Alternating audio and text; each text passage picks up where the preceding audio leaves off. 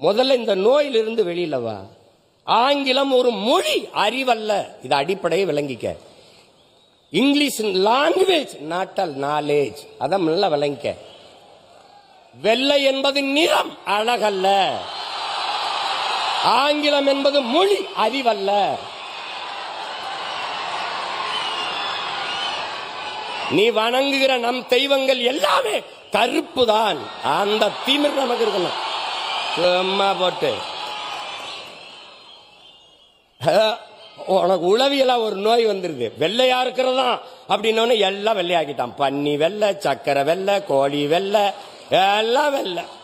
நடிகர் வெள்ளை, நடிகர் வெள்ளை. அதனாலதான் நாட்டிலே பெரிய தொல்லை.